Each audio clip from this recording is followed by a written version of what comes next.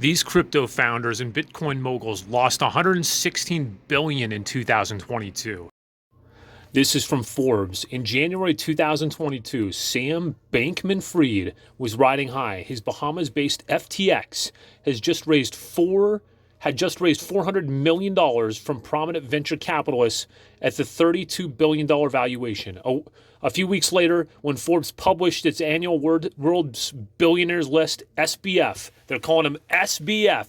He has an acronym now.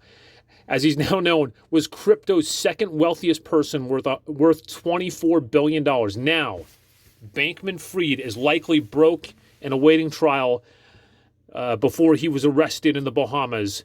SBF told several media outlets his bank account was down to $100,000 and that he was not sure how he'll pay his lawyers. Gary Wang, FTX's other co-founder and the company's former chief technology officer who entered a plea deal with the Securities and Exchange Commission, has also seen his fortune, once estimated at $5.9 billion, wiped out. And they're not the only ones.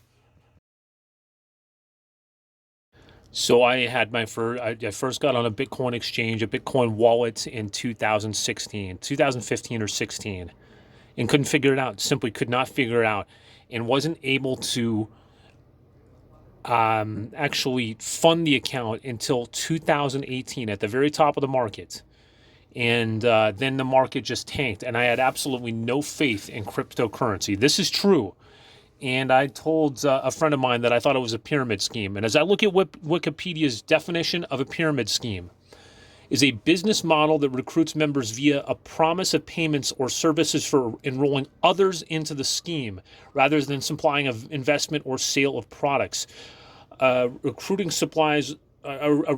multiplies. Recruiting becomes quickly impossible, and most members are unable to profit.